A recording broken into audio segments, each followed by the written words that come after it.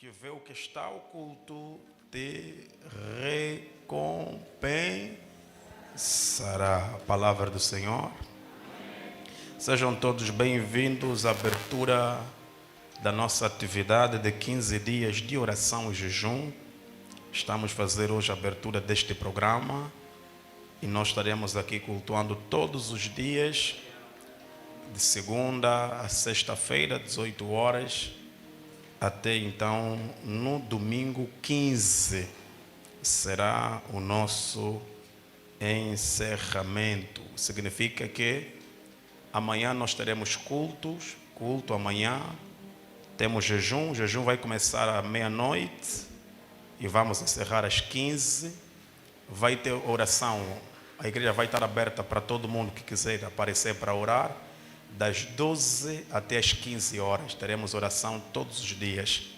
E às 18 horas teremos nossos cultos oficiais aqui na nossa igreja para darmos a continuidade dos 15 dias de oração e jejum. E hoje é apenas a abertura. Aleluia.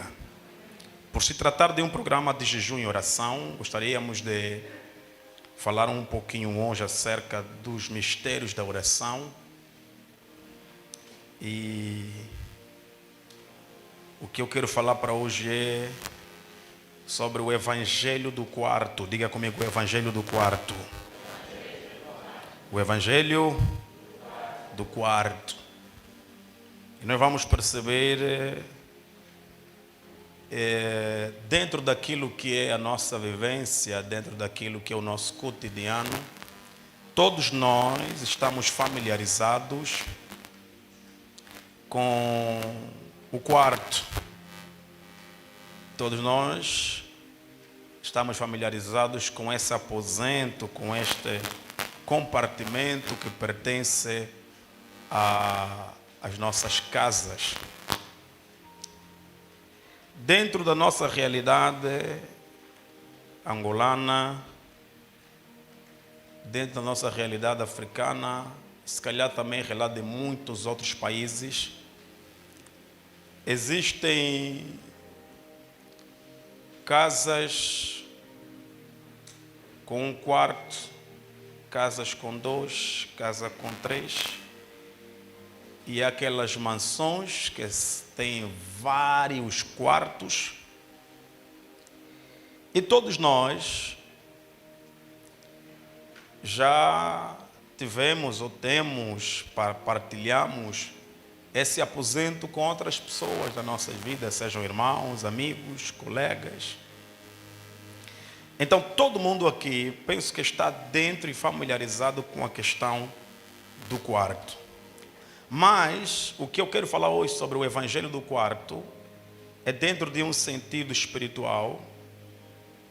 Jesus, ao falar e a pregar e dar a continuidade, na verdade, a continuidade do Sermão da Montanha, porque ela começa no capítulo 5 e ela se estende até o capítulo 6, 7, 8.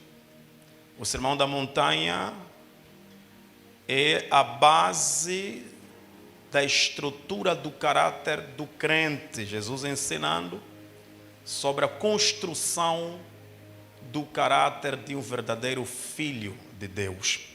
Lá nós aprendemos princípios basilares para uma vida saudável na terra. Jesus começa a ensinar, por exemplo, no capítulo 5, sobre a importância de promovermos a paz, de sermos pacificadores. Jesus também enfatiza a importância da humildade. Aqueles que são humildes herdarão o reino dos céus. Jesus enfatiza tantas outras qualidades também no sentido da justiça. Diz a palavra: bem-aventurado aqueles que têm fome e sede de justiça, porque eles serão saciados. Aleluia. E no capítulo 6, Jesus dando a continuidade da pregação, porque ele seria um único capítulo, Jesus dando a continuidade da pregação do Sermão da Montanha, ele começa agora a pregar e a chamar a atenção acerca da hipocrisia, acerca da falsidade, acerca do desvio dos desígnios do coração do homem. Ou seja, Jesus começa agora a corrigir as intenções do coração do homem. Daí Jesus começa a reprovar, a partir do primeiro versículo, a questão daqueles que eram chamados hipócritas, os falsos, aqueles que faziam justiça para serem vistos e aplaudidos pelos homens. Jesus não reprova o fato de alguém ter feito uma justiça e as pessoas se aperceberem desse ato da justiça. Mas Jesus, ele começa a reprovar não a ação que as pessoas cometiam, não a ação que as pessoas tinham, não a prática que elas carregavam. Jesus, ele condena a intenção por detrás de cada ação.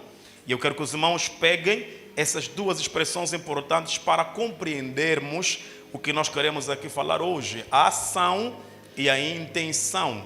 Jesus, a partir do primeiro versículo, ele não está a reprovar a ação dos hipócritas, não está a reprovar a atitude que algumas pessoas tinham de fazer a justiça para os outros. Jesus está a reprovar a intenção, ou seja, a ação era boa, a ação era positiva, mas a intenção que acompanhava aquelas ações era totalmente desvirtuada daquilo que tinha a ver com o coração honesto, com a justiça equilibrada. Jesus reprova, no versículo de número 2, Jesus não reprova o dar esmola, ter um ato de caridade. E Jesus também não reprova o ato de você ajudar alguém e alguém, por exemplo, testemunhar aquela ajuda que você deu. Jesus reprova a intenção propositada em você ajudar e fazer para que as pessoas vejam o que você está a fazer. Porque, na verdade, se nós ajudarmos alguém a um lugar público, de certeza que terão pessoas que vão ver, vão acompanhar, vão testemunhar. Então, as pessoas se aperceberem do ato de bondade que nós tivemos, de generosidade, de caridade, não é errado, não é pecado. Mas, mais uma vez, quero aqui chamar a atenção dos irmãos, mais uma vez, Jesus está a chamar a razão, a intenção programada, propositada dos fariseus, dos hipócritas, em irem para as astas públicas e fazerem algum bem, com a intenção de serem vistos. Alguém precisava estar lá para aplaudir, para elogiar e dizer: não, boas pessoas estão a fazer boas ações. Então não é ação de caridade, também não é por ter feito num lugar público, mas é por eles terem feito num lugar público e com a intenção propositada deles serem aplaudidos. Novamente, para quem está a me acompanhar, Jesus não reprova a ação, ele reprova a intenção. Aleluia. Então Jesus vai dizer: quando tu deres esmola, que a tua mão esquerda não saiba o que a tua mão direita. Não precisa tocar trombeta, não precisa anunciar que fizeste algum bem para alguém, porque aqueles que fazem com a intenção propositada de serem vistos, aplaudidos, elogiados, esses não receberão a recompensa que vem do meu Pai. Pois a recompensa que eles precisam, eles já receberam. É o quê? É o aplauso dos homens, é o reconhecimento dos homens, são os elogios dos homens. Se eles fizeram na intenção de serem louvados, de serem aplaudidos, de serem jubilados, celebrados, então Jesus está a dizer: a partir do momento que os homens estão a te celebrar, estão a te elogiar, estão a te aplaudir, você já recebeu a recompensa. Não pode esperar mais algum bem de Deus, porque os homens já te deram aquilo que você esperava. Porque não é sobre a ação que você teve, mas é sobre a intenção por detrás da ação. Significa que a intenção, para quem gosta de escrever, a intenção por detrás da tua ação determina se ainda receberás recompensa divina ou não. Significa que você pode ter uma boa ação e não receber mais nada de Deus, porque fizeste aquela boa ação com a intenção de ser visto pelos homens. E se os homens já te viram, então essa tua intenção já aniquilou automaticamente a recompensa que Deus queria te dar. Significa que há muitas pessoas hoje que fazem muitas coisas boas. Eles se perguntam, mas por que de tanta coisa boa que eu faço, eu não consigo ver Deus a dar a colheita, me dar aqui as recompensas? Porque antes de você fazer e esperar a colheita, Deus já havia sondado o teu coração e já tinha discernido que a intenção do teu coração não era fazer algo ajudando alguém para que Deus te recompense. A tua intenção era fazer para que as pessoas te vissem, para que as pessoas te aplaudissem. E quando Deus olha para essa intenção, a partir do momento que os homens te aplaudem, significa que o céu já não tem nada para te dar, porque aquilo que você queria receber era aplausos, e os homens já te aplaudiram. Então para Deus você já recebeu a colheita da tua boa ação, já não tem nada para ser entregue para si. Alguém está comigo?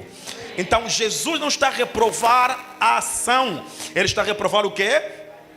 A intenção. E Jesus continua no versículo 5 dizendo: e quando orares, não sejais como os hipócritas, pois que se comprazem, têm prazer em orar em pé nas sinagogas e nas esquinas. Perceba a expressão prazer, significa que eles fazem isso com uma intenção. É algo que os alegra saber que as pessoas estão a olhar para eles, estão a ver que são homens que oram. Eles oram no primeiro horário da oração, e o judeu tem horários de oração. Então eles vão no primeiro período, eles oram aí nas praças. Vão no segundo período, eles oram nas praças. Mas com que? Com a intenção dos homens olharem para eles e disserem: esses homens verdadeiramente são homens de oração. E Jesus vai dizer: aqueles que se comportam desta maneira também já não serão recompensados pelo meu Pai. Significa, se você fez uma oração para ser visto pelos homens, Deus já não precisa responder tua oração, porque o reconhecimento dos homens é a resposta da tua oração. Então aí você vai começar a perceber que há muita gente que ora muita coisa e não vê resposta. Algumas vezes não tem pecado que está a fazer barreira, outras vezes não tem Satanás que está a te impedir de viver. Algumas vezes não é que você não está em santidade, você só está com a intenção o que? Desviada. A intenção do teu coração não combina com a palavra. Porque quando você ora, a intenção é, se você está a orar, é para Deus te responder. Orar não é para chamar a atenção de homens, orar é para chamar a atenção de Deus. Então quando você ora para chamar a atenção de homens, Deus está a dizer: eu já não preciso mais te responder, porque já consegui te chamar a atenção, já conseguiste os aplausos. Então se você faz todas essas coisas para que os homens te elogiem, para que os homens te aplaudam, no dia que eles te aplaudirem, significa que Deus já não precisa responder a tua oração, porque o que você queria é ser aplaudido pelos homens. Aleluia. Então, mais uma vez, Jesus não reprova a ação, Jesus reprova a intenção por detrás da ação. Aleluia. E Jesus também vai dizer: e quando orar, diz agora, entra no seu quarto. Jesus começa agora a fazer o quê? Não corrigir a ação. Jesus começa a corrigir primeiro a localização da oração, para depois corrigir a intenção do coração. Porque os lugares em que você ora podem afetar a intenção da razão da tua oração. Então Jesus primeiro não corta a ação, ele primeiro muda e corrige a localização da oração. Diz então: não ora na praça, porque se você orar na praça, a intenção do teu coração pode ser desviado pelas pessoas que estão a olhar para ti. Então primeiro vamos corrigir o quê? A tua localização. Quando quiseres orar, entra no teu quarto.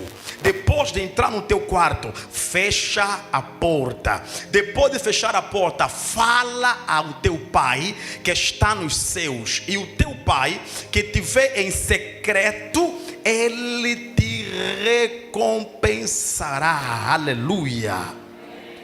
Ele te recompensará. E nessa manhã quero repetir, eu quero falar sobre o evangelho do quarto. Aleluia. O evangelho do quarto.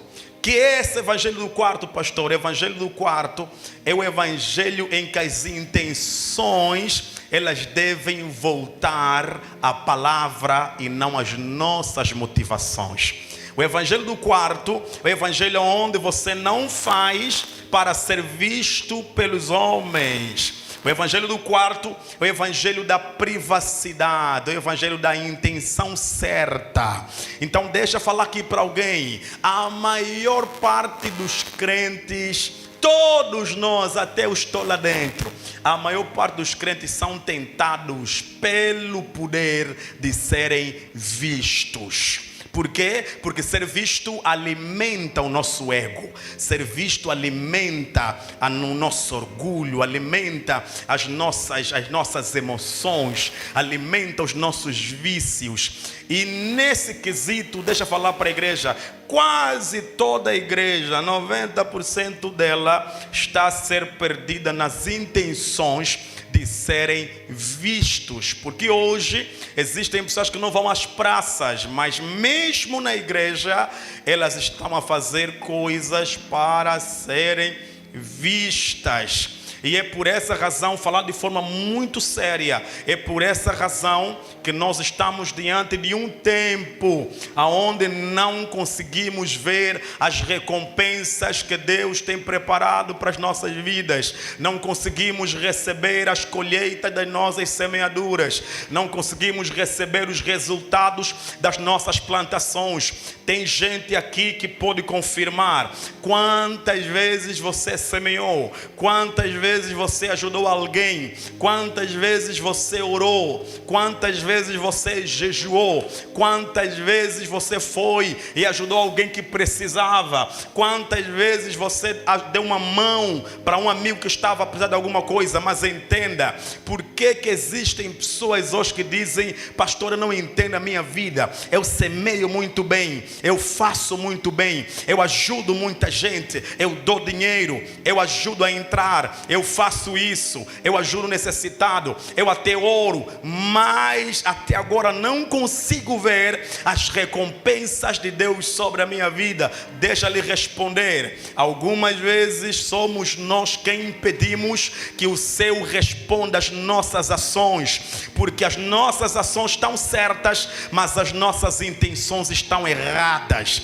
E um dos maiores pecados que a igreja tem cometido não é às vezes o desvio da palavra apenas, não é adultério, não é fornicação, mas é o desvio das intenções. Por essa razão, quando o salmista vai orar, ele vai dizer: Senhor, sonda o meu coração e vê se há em mim algum caminho mau.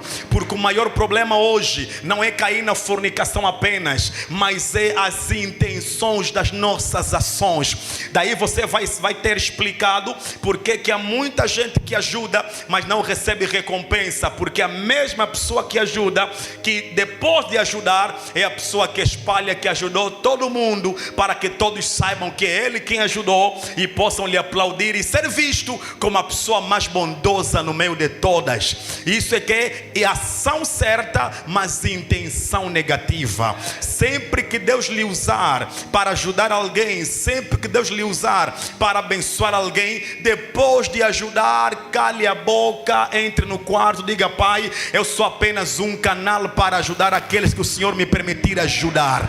A glória não pode cair na pessoa que ajudou, mas é no Deus que te deu a graça e te capacitou para ajudar as pessoas. Pastor, ajudei a pagar a propina de alguém. Não precisa espalhar que é você quem paga a propina dele. Pastor, fui eu que lhe coloquei lá. Não precisa espalhar que foi você que lhe colocou lá.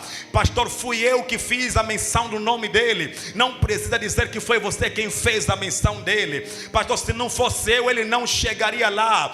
Também se não fosse Deus, nem você conseguiria ajudar ele a chegar lá.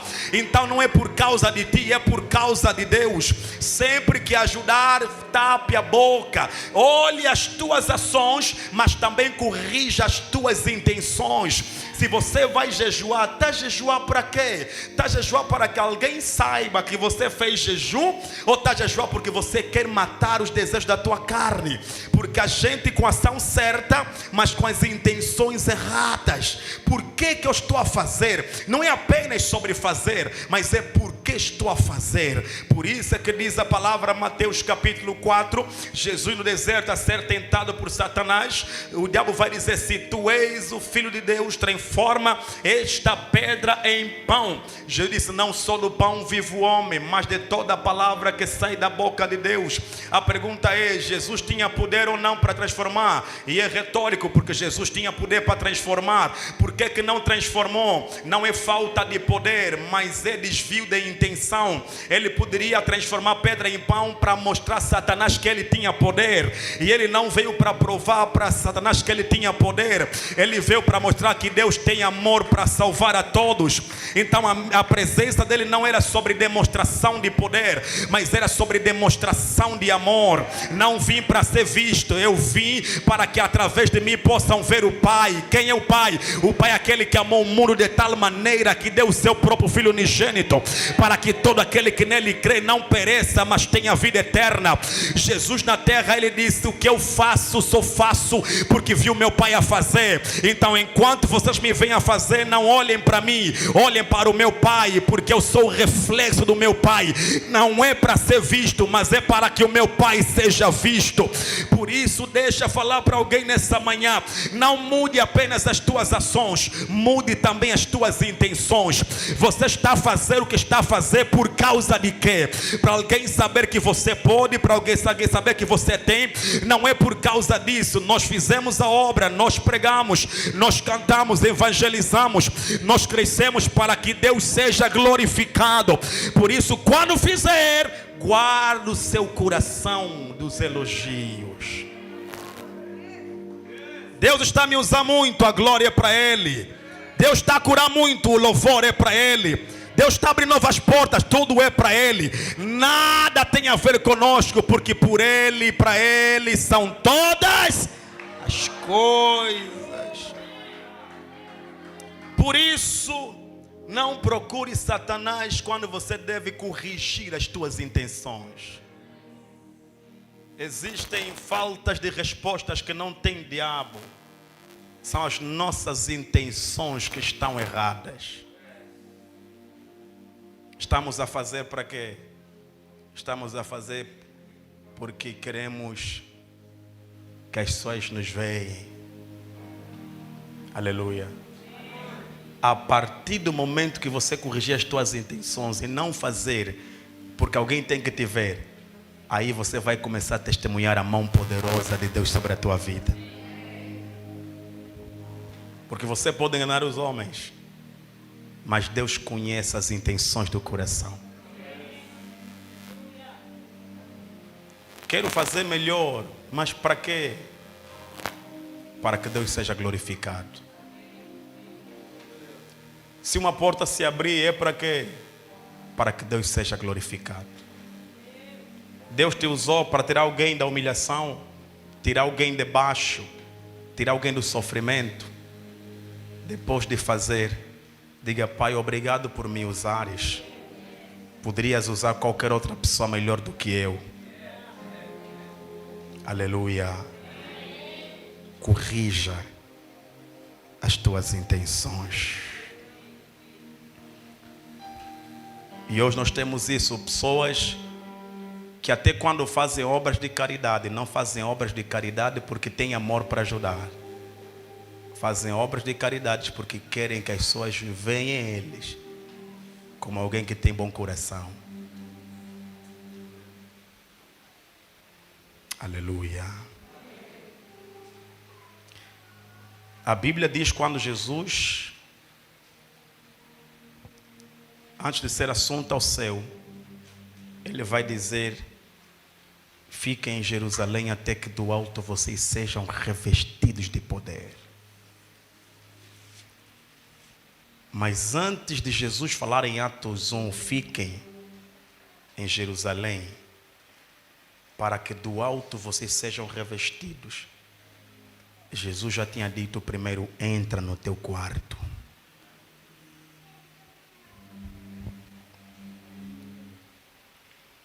O templo, filho, está cansado? Hã? Está cansado? Pode sentar. Está cansado? Ou queres tocar assim? A coluna está doendo. Está a sentir, parece. Descansa um pouquinho depois só. Aleluia. Aleluia. Só quem fica aqui no altar sabe que às vezes cansa mesmo. Amém? Então, presta atenção nisso. Antes de Jesus dizer, fiquem em Jerusalém até que do alto sejam revestidos de poder, Jesus primeiro disse em Mateus 6, entra onde? Entra no teu quarto. Significa, igreja, que o quarto, Jesus nos deu quarto antes de nos dar templo.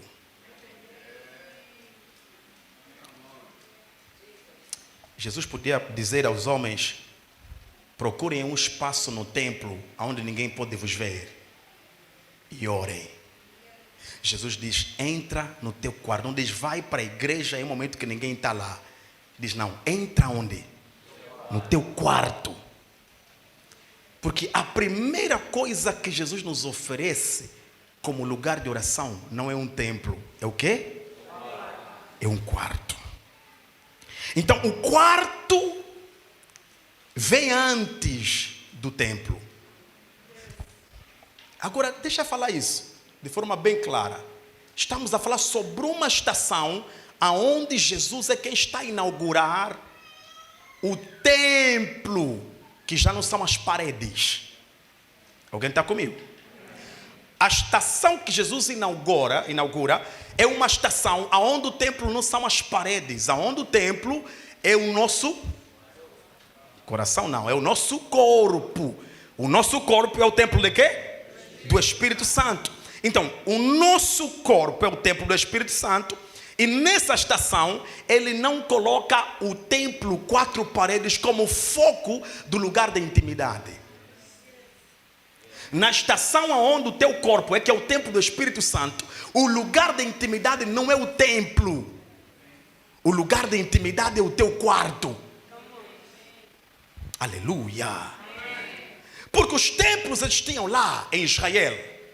Mas esse evangelho, ele foi dado a nós até para os gentios, aqueles que não pertencem a Israel. Então esse evangelho poderia chegar em locais onde não tinham templos. Alguém está comigo? Amém. E como esse evangelho não se limita apenas ao templo, então Jesus coloca como a base da intimidade, não o templo. Porque podemos todos não ter um templo, mas podemos todos ter um quarto. Então Jesus começa a pegar o quarto na nova estação, no lugar do templo. Tanto que quando a igreja começa, a igreja primitiva, a igreja de Cristo, eles não começam de forma oficial com os templos. Os templos eles foram criados mais tarde. Mas a igreja de Cristo, ele começa onde? Nas casas. Porque o evangelho do quarto fala sobre o evangelho das casas. Tem casa, então lá pode ter igreja. Se tem quarto, então lá pode ter comunhão. Alguém está a entender? Então o evangelho do quarto não é sobre as paredes. O evangelho do quarto é sobre uma vida de intimidade além dos templos. Porque nesse evangelho do quarto não há limites geográficos para crescermos na comunhão com Deus. Alguém está comigo? Mas qual é o nosso maior problema? O maior problema é quando nós invertemos, colocamos os templos antes dos quartos. E a Covid que te prega isso. A Covid te prega melhor o evangelho do quarto do que as minhas palavras. Porque os crentes que só sabiam viver o evangelho dos templos, quando a Covid entrou, se desviaram. Mas os crentes do evangelho do quarto, mesmo sem ir para o templo, eles tinham lugar de adoração em casa. Deus não nos convida ao evangelho dos templos, Ele nos convida ao evangelho do quê? Do quarto. Já imaginou se voltarem novamente a fechar os templos? Quantas pessoas vão prevalecer aos portões fechados?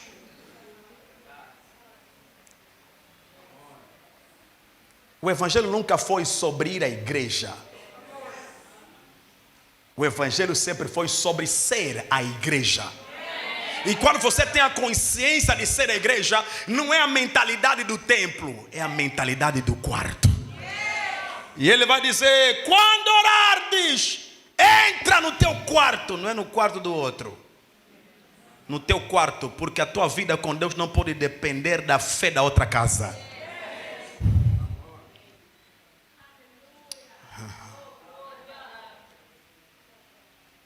Por isso, se você não consegue ser pastor na tua casa, não venha nos pastorear.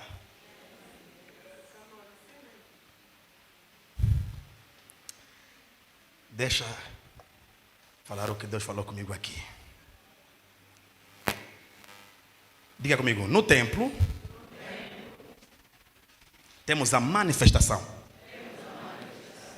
No quarto temos a intimidade.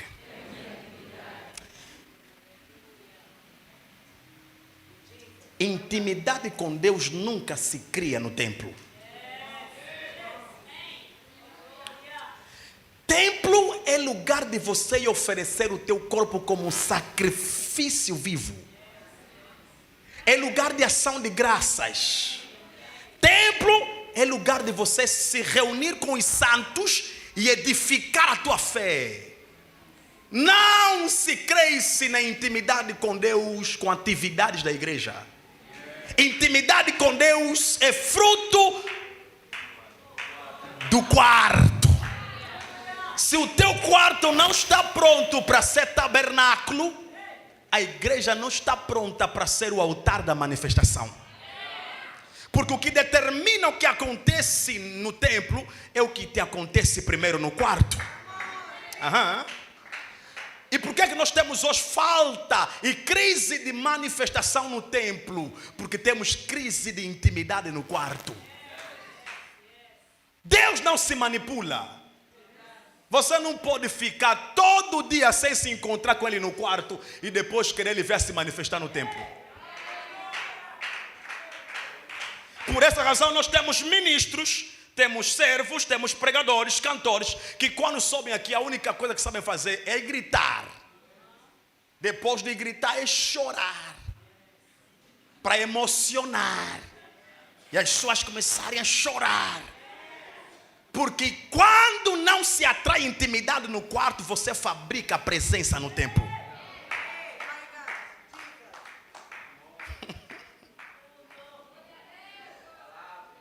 Intimidade com Deus não vem dos templos. Intimidade com Deus vem da onde? Do quarto. Agora, se você quer ver algo acontecer no templo, não começa no templo. Quando você vira alguém que está no culto e não demora, vamos orar, Radabaya, não é fruto daqui. Quando você vê um pianista tocar e quando está a tocar também está no espírito, não é a melodia daqui. Está a lembrar a melodia que Deus lhe ministrou no quarto. Então a vida com Deus não começa no templo, começa onde? Por isso é que nós não conseguimos ser igreja fora da igreja. Não conseguimos evangelizar na escola, não conseguimos profetizar na praça, não conseguimos orar pelo doente no trabalho, porque não há intimidade do quarto. Estamos acostumados, antes de começar, levanta a tua mão, toca piano, depois toca bateria, tem que sentir arrepio para começar a falar. Não, mas quem tem intimidade do quarto não precisa de piano, de bateria. Até na conversa no restaurante, ele pode ser usado por Deus e dizer: Deus mandou te dizer que a partir de hoje Ele está entrando na tua casa. Até no restaurante os teus olhos se abrem. Não depende dos instrumentos, porque no quarto você é o instrumento. Não tem como você pegar fogo no templo se não pega fogo no quarto. Não há como você liberar aqui poder se não há poder no quarto. Olha para o teu vizinho e diga: tudo começa no quarto. Agora a minha pergunta é: como é que está o teu quarto? Teu quarto é testemunha de quê? De pecados ou de orações? Se as tuas paredes falarem, vão respirar suor de oração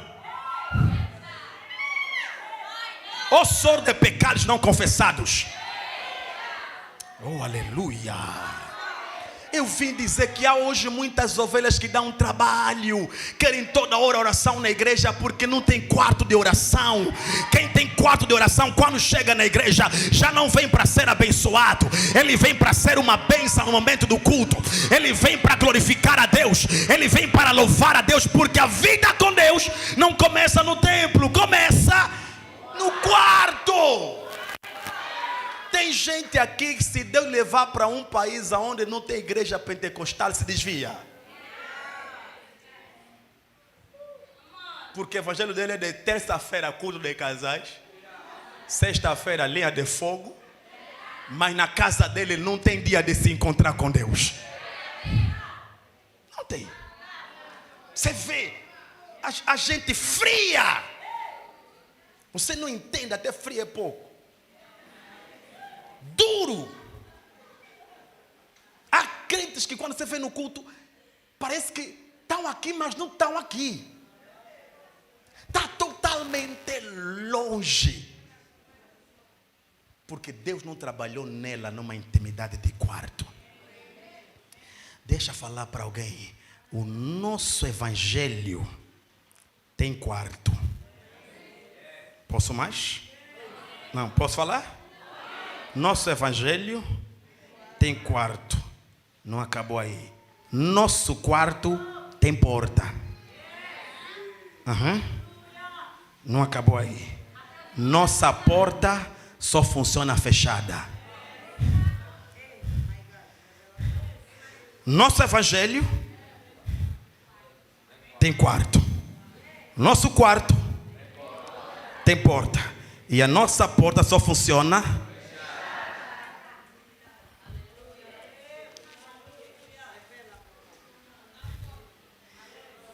O que isso quer dizer? Se você faz para ser visto, você não tem visto de Deus para fazer.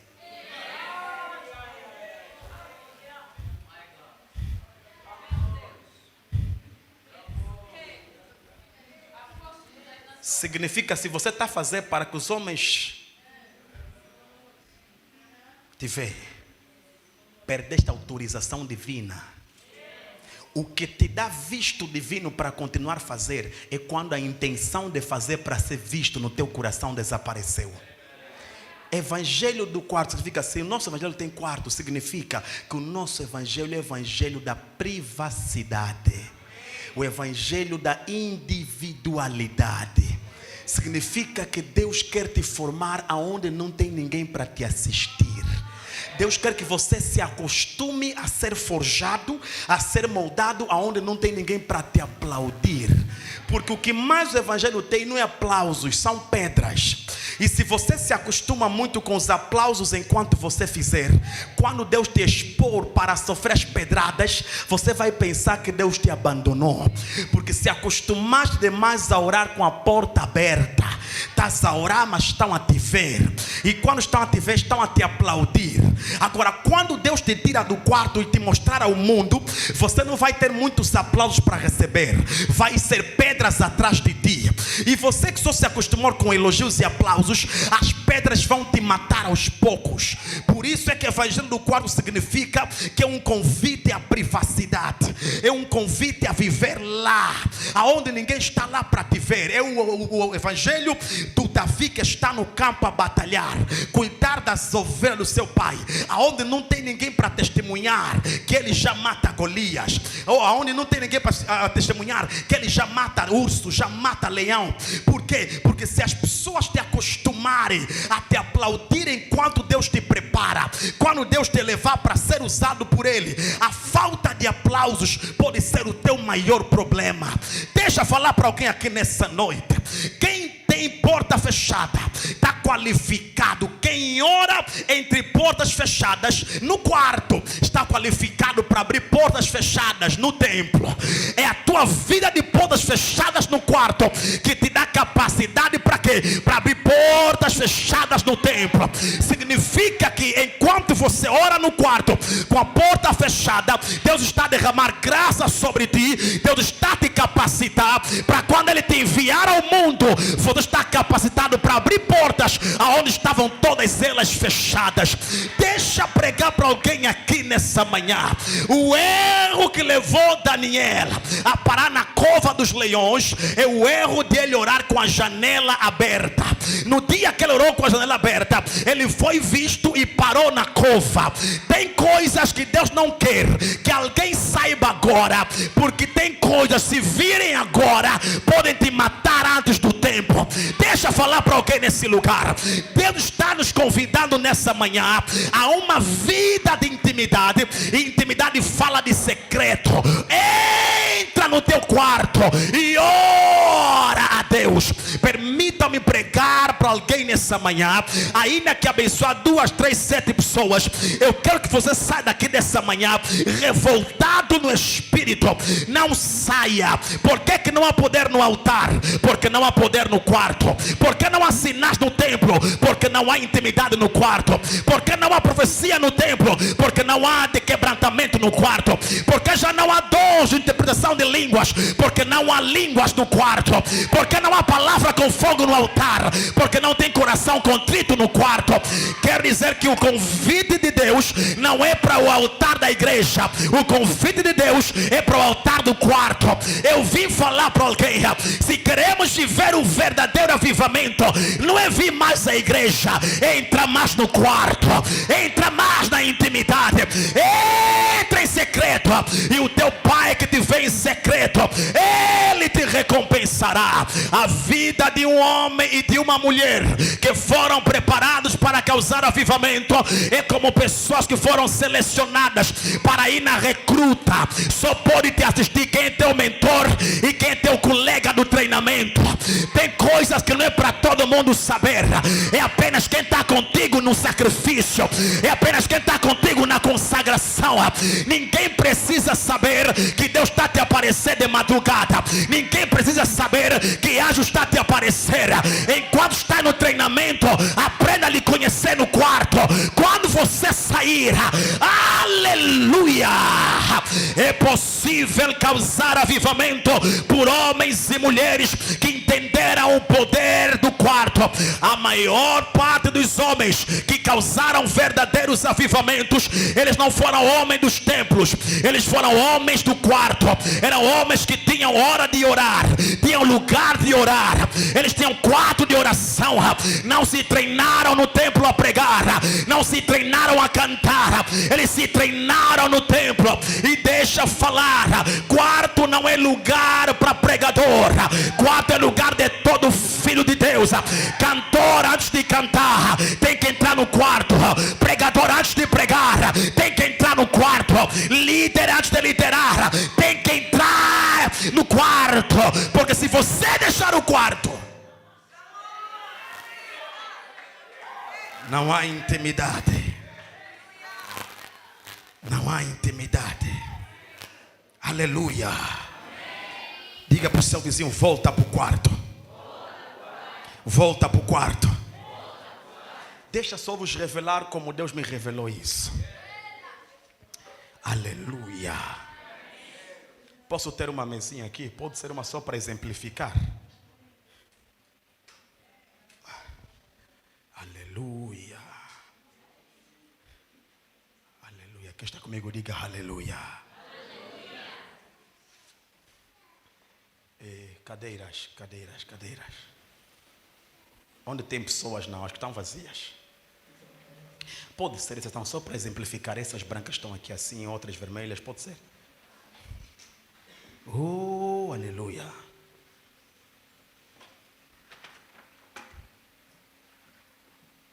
Faça em forma de uma sala. Mesa de jantar. Sim. Direita, põe aqui assim, vai. O diácono não sabe decorar. 2 iguais assim. 2 brancos assim. Isso é decoração. Isso é para pôr lá um vaso da sala. Aleluia. Vou precisar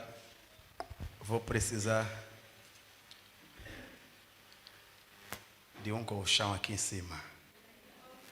Uma cama. Aleluia. Diga ao seu irmão, volta para o quarto. Acelera. Ministro, vem me ajudar aqui a tirar o altar. Para as irmãs da mídia filmarem bem. Me filmam bem.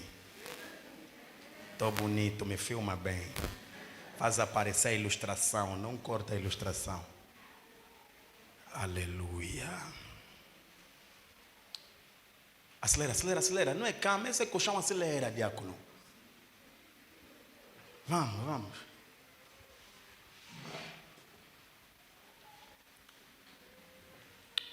Diga comigo, o evangelho do quarto. É o evangelho das casas.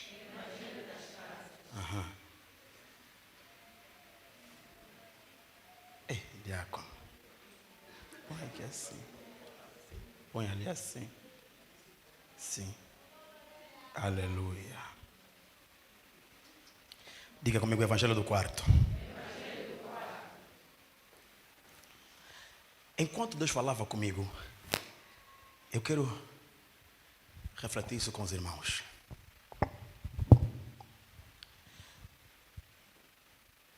Deus ministrava para mim que o evangelho do quarto é o evangelho da casa. Quando falamos de quarto, estamos a falar da casa. O evangelho da família. O evangelho de família. O evangelho em família. Alguém está comigo? Significa que as casas, as famílias, é uma das peças mais importantes para a expansão do evangelho do quarto. Deus falou comigo, quando eu falava, entra no teu quarto, eu não me referia do teu quarto apenas no sentido de um lugar para descansar. O que é que nós aprendemos? Que o quarto é o lugar de descanso. Mas Deus falou comigo que o quarto não é apenas um lugar de descanso. O quarto também é um lugar de trabalho. É um lugar de trabalho. E aprendemos que o quarto é um lugar de intimidade. Isso, intimidade tanto para casais quanto para solteiros. Porque é onde está a sua vida pessoal. Agora percebam. Deus fala comigo. A forma como o pai da casa lida com a casa toda influencia a forma como os filhos lidam com o quarto. E Deus falou comigo que o quarto é um compartimento da casa, mas também é uma casa em miniatura. E se não termos cuidado com o quarto, nós vamos começar a gerar